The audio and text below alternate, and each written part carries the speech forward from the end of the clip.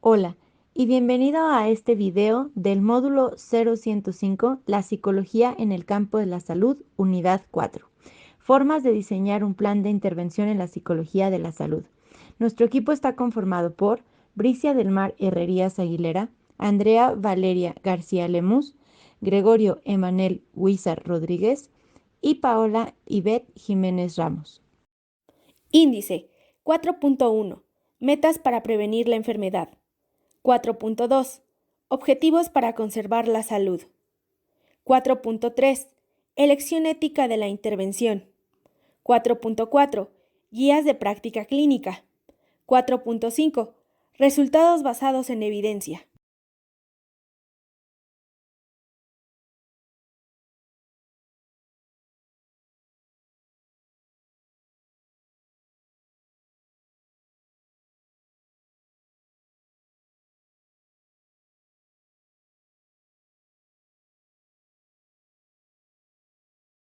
Un pilar fundamental para la prevención es el conocimiento, y esta es la difusión mediante la promoción, por lo cual nos enfrentamos a diferentes retos, como lo es una sociedad en constante cambio, con nuevos perfiles, tanto biológicos, conductuales y epidemiológicos, para lo cual realizaremos diferentes acciones, como lo son la asistencia psicológica en sus 3 niveles, la promoción de la psicología de la salud, el soporte epistemológico y práctico, la promoción de la salud general, la prevención de enfermedades.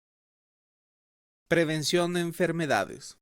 Después de agotar un sinfín de recursos que promueven la salud, la acción del psicólogo es la de prevenir la enfermedad mediante sus diversos niveles de atención. Como nos dice Costa y López, hablando sobre la prevención, argumentan que esta pretende que se disminuya la incidencia de enfermedades y su prevalencia mediante el acortamiento del periodo de la duración de la enfermedad a la disminución de secuelas y complicaciones. La disminución de la incidencia de enfermedades se considera prevención primaria, la disminución de la prevalencia se considera prevención secundaria y la disminución de secuelas y complicaciones de las enfermedades, prevención terciaria. Al ser la prevención de enfermedades lo más novedoso en el ámbito de las prácticas psicológicas, nos dedicaremos a aclarar las posibilidades de tales asistencias en los 3 niveles de atención sanitaria.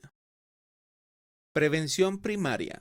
Esta está directamente relacionada y condicionada a la promoción de la salud. No van dirigidas a un individuo, sino a los planes de educación para la salud. El trabajo de Vázquez y Méndez sobre los procedimientos conductuales para el control de la diabetes puede utilizarse aquí como ejemplo. Estos afirman que los programas de educación diabetológica no deben estar dirigidos solamente a los individuos afectados, sino también a sus familiares y cuidadores. Los objetivos de este programa se vuelcan en el entrenamiento de estrategias tanto de evitar la enfermedad en el caso de hijos y nietos de los enfermos.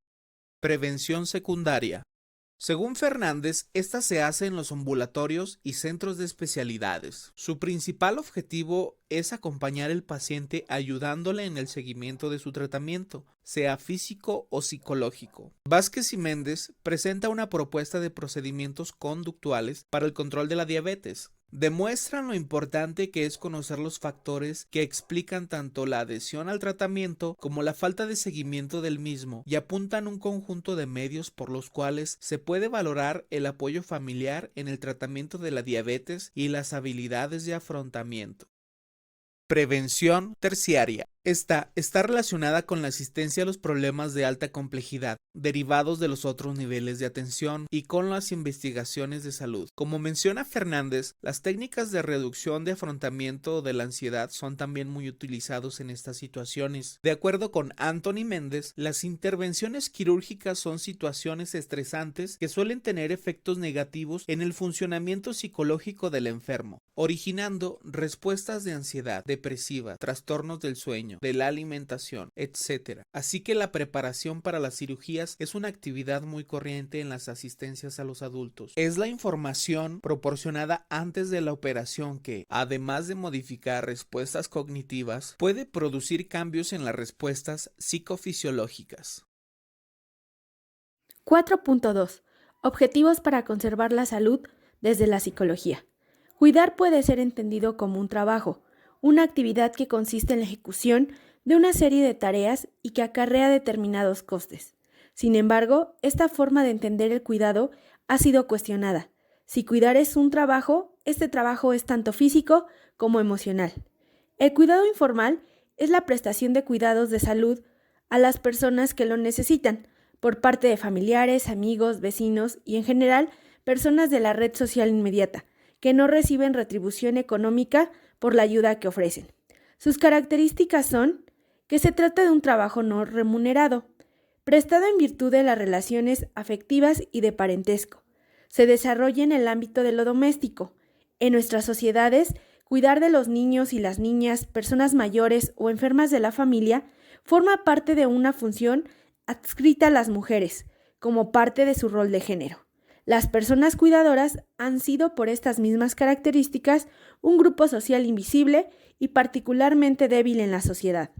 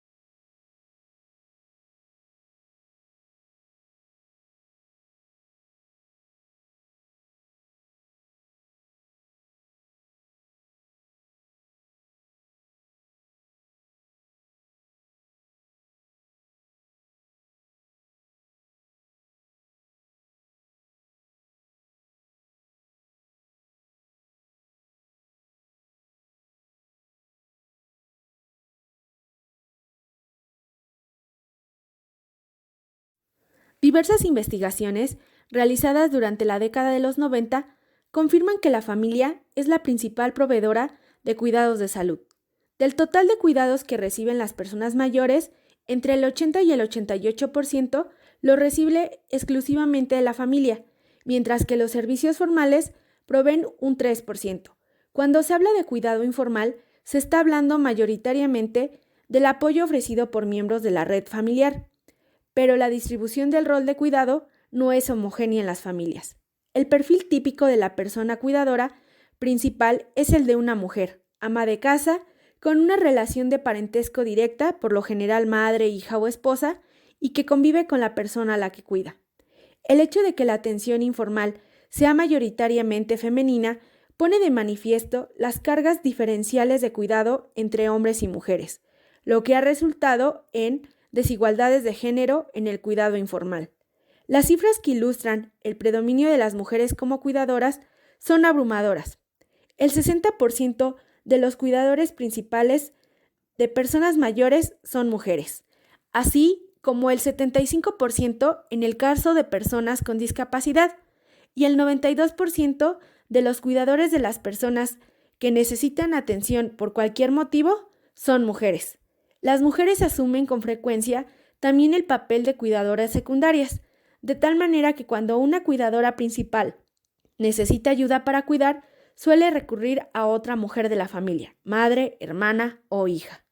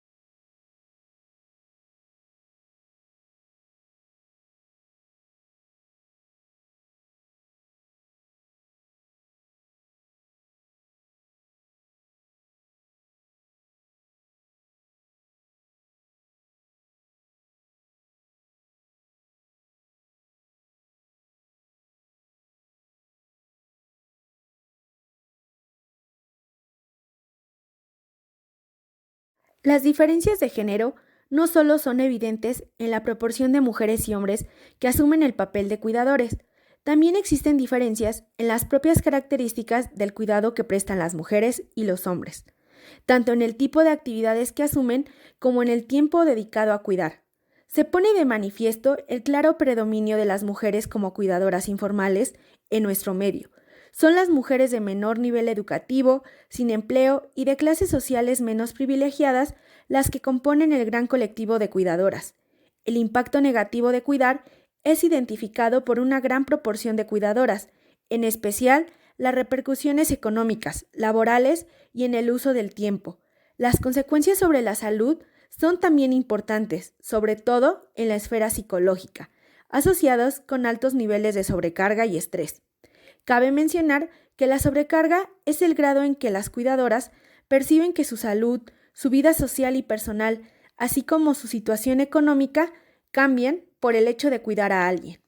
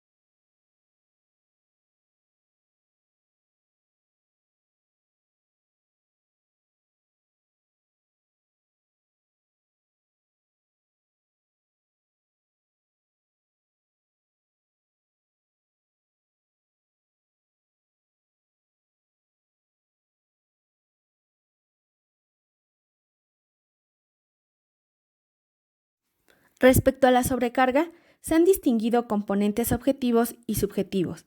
La sobrecarga objetiva tiene que ver con la dedicación al desempeño del rol cuidador, el tiempo de dedicación, la carga física, las actividades objetivas que desempeña la cuidadora y la exposición a situaciones estresantes en relación con los cuidados. En lo que respecta, la sobrecarga subjetiva es la forma en que percibe la situación y, en concreto, la respuesta emocional de la cuidadora ante la experiencia de cuidar. La sobrecarga subjetiva se ha definido como el sentimiento psicológico que se asocia al hecho de cuidar. Se ha mostrado una asociación entre los niveles altos de estrés y una serie de consecuencias negativas para la salud en cuidadoras, como depresión, problemas de salud física o uso de medicación psicotrópica.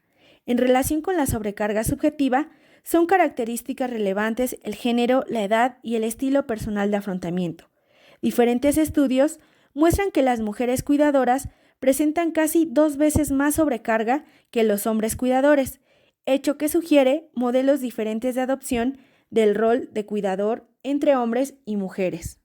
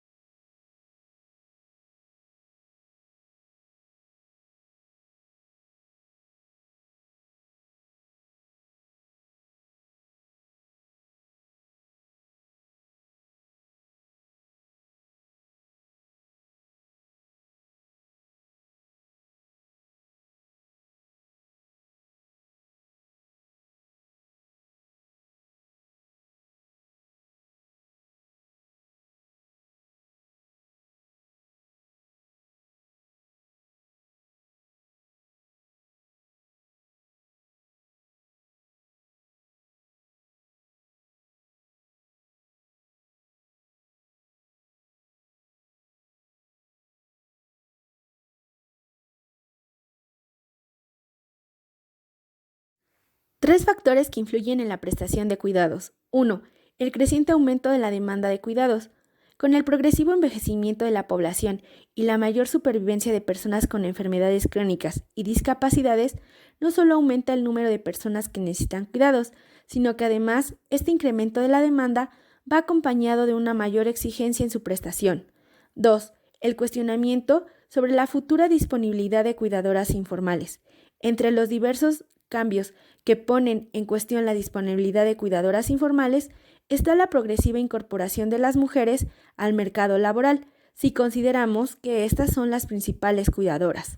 3. Las reformas de los sistemas sanitarios y de atención social, que continúan centrando su atención en la enfermedad, fundamentalmente en sus fases agudas, con un escaso desarrollo de los servicios de atención social y una deficiente coordinación e integración sociosanitaria. Finalmente, es evidente la necesidad de replantear las políticas sociales y sanitarias, así como prever recursos suficientes para cubrir la creciente necesidad de atención informal. De hecho, actualmente podemos asumir que el cuidado informal se resuelve a costa del trabajo y el tiempo de las mujeres.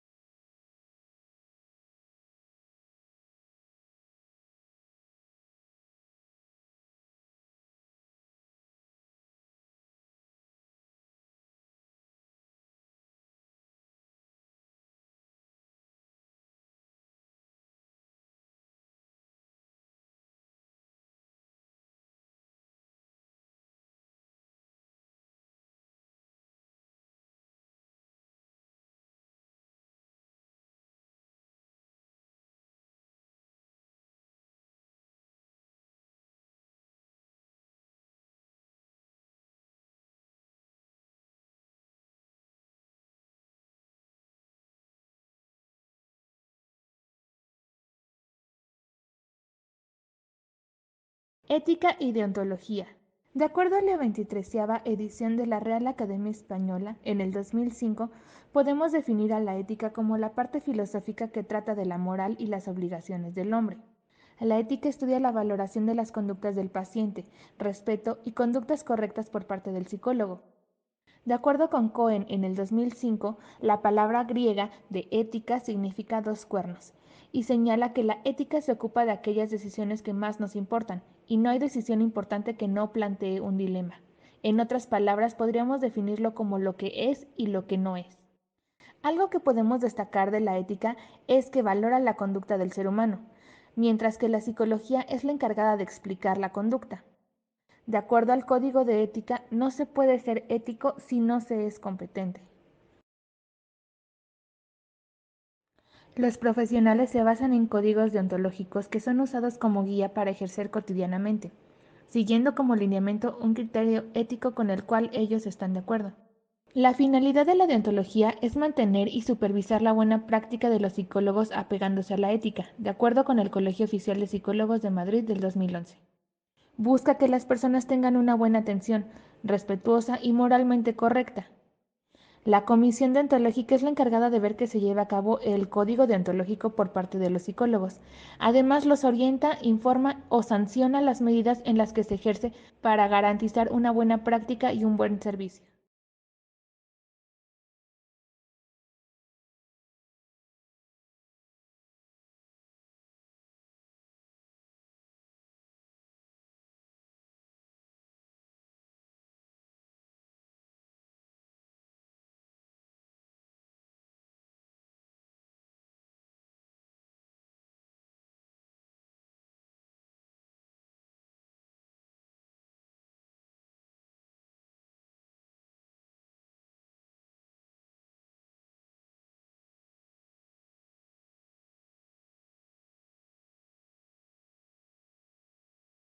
Un ejemplo de la ética y la deontología es la prueba de Roskin, que es usada como referencia en diversas materias relacionadas con la salud, y se le conoce así en honor a un médico que se especializa en personas de la tercera edad y sus enfermedades.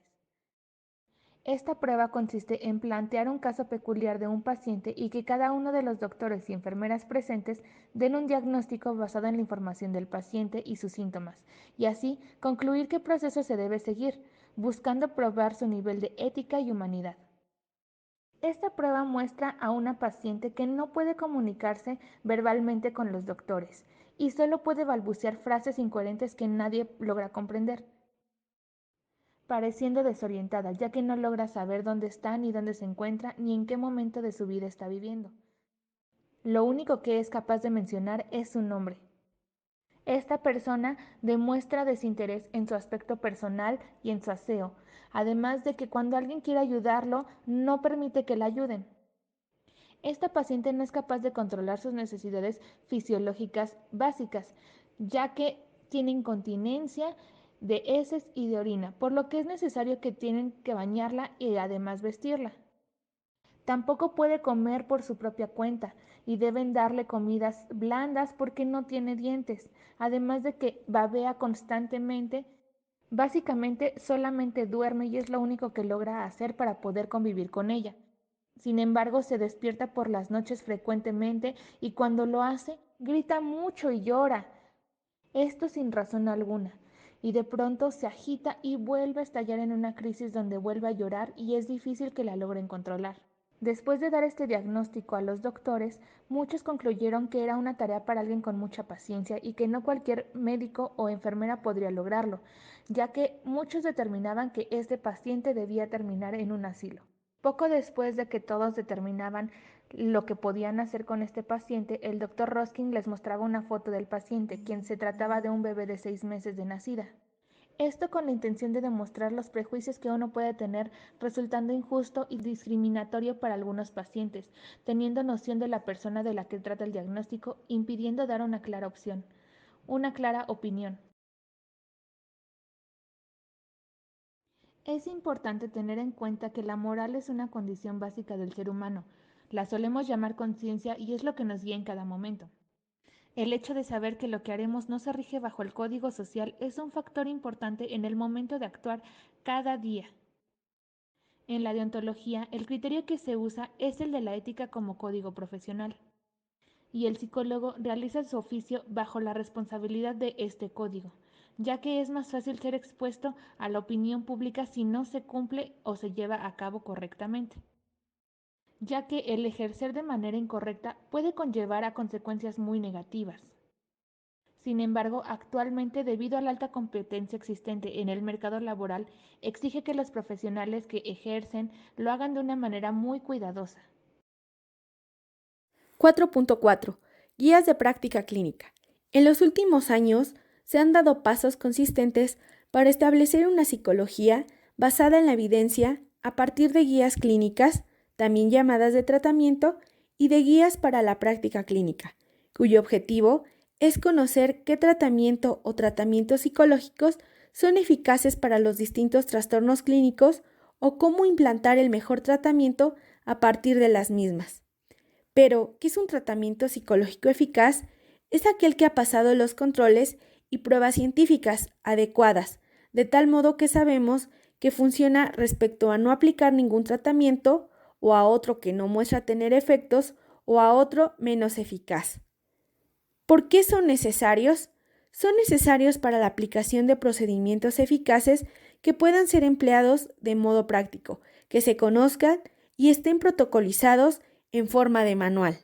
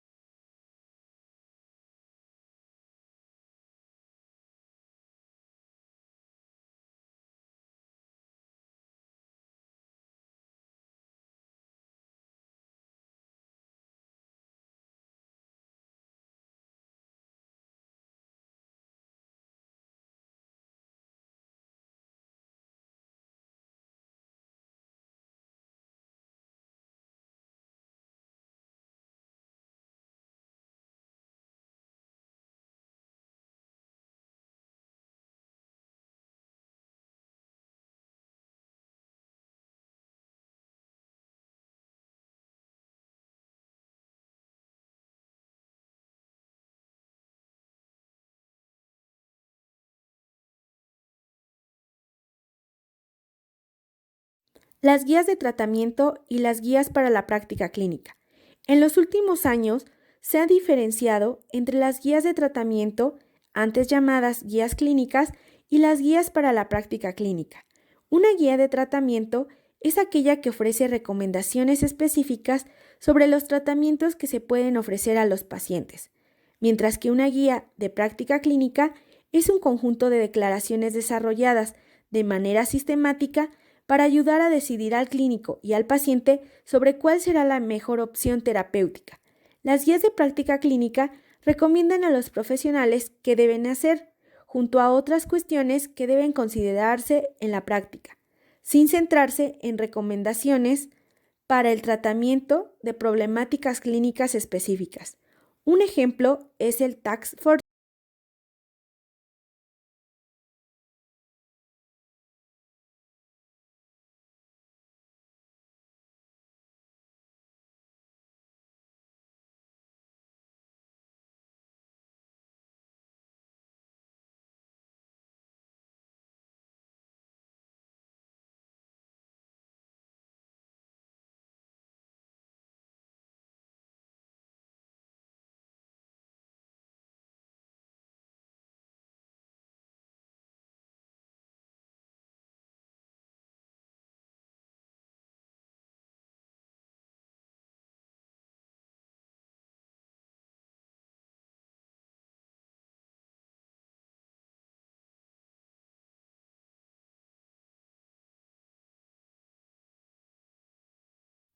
Algunas ventajas de las guías clínicas.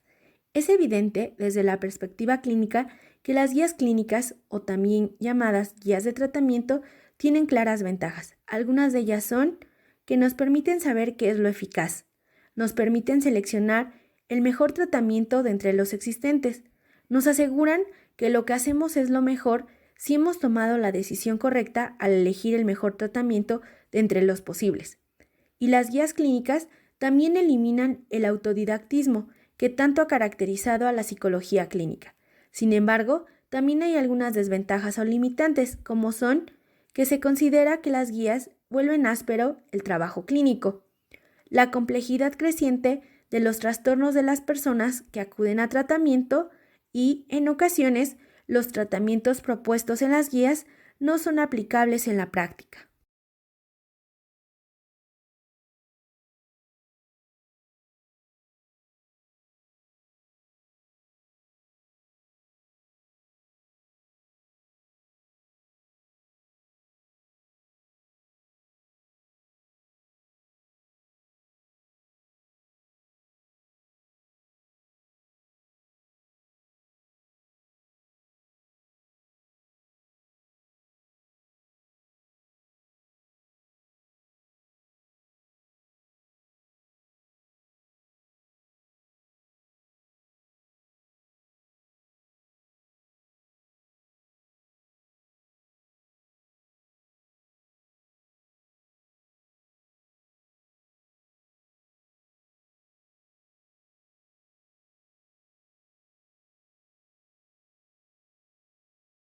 Las guías, sean de tratamiento o para la práctica clínica, son muy importantes, pero tienen que ser una guía adicional a lo que es el trabajo y formación que se ha recibido, que se entiende que es una formación de calidad.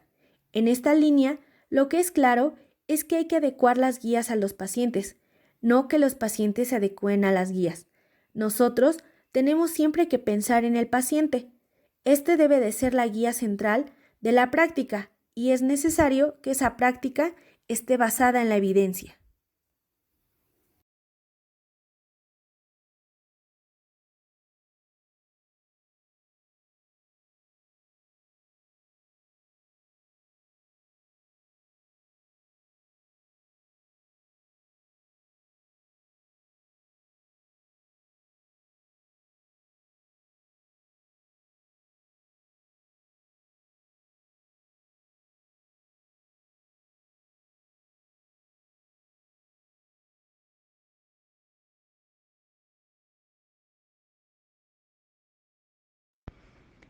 Hablemos ahora de los resultados basados en la evidencia. Y para esto, tomaremos el caso de los primeros episodios psicóticos porque se realizó un estudio para evaluar la efectividad de la intervención psicológica en estos casos en el año 2014.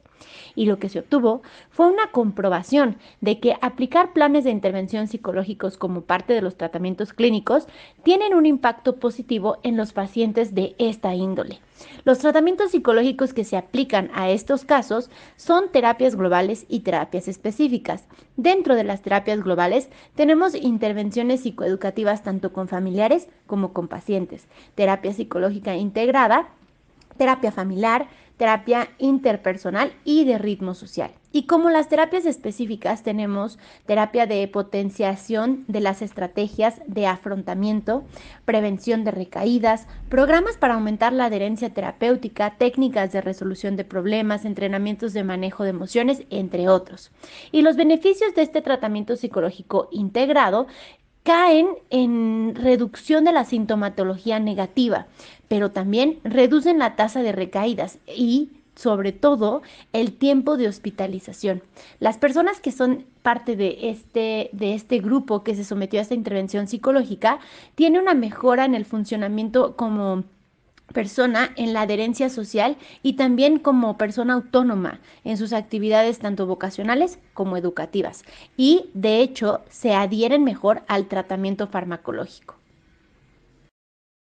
Como parte del desarrollo, método y plan de trabajo de este estudio, se dividió al grupo total en dos, un grupo experimental y un grupo de control.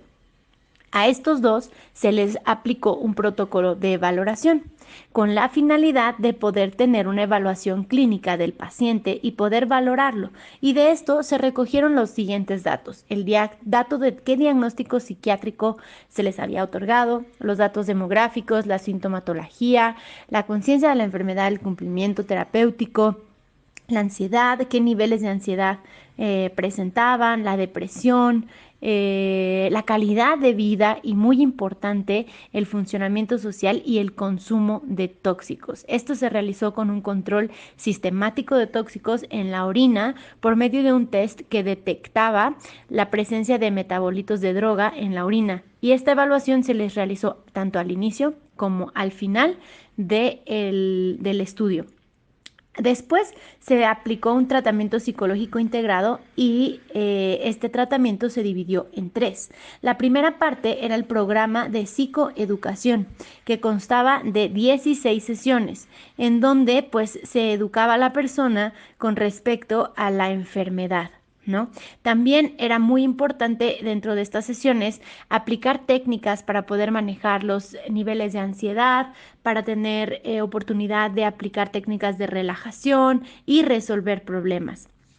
Ahora, como parte de esto, se realizó también una reevaluación y esto hablaba del mismo protocolo que se realizó al inicio, pero esta vez se empezaron a considerar también el número de recaídas y los reingresos durante el seguimiento.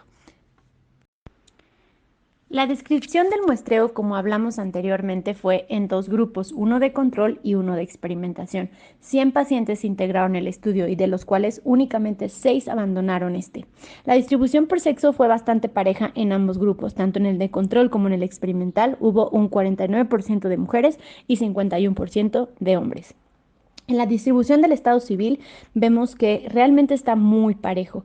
En el grupo de experimental tenemos más solteros que en el grupo de control y en el grupo de control tenemos más casados que en el grupo experimental.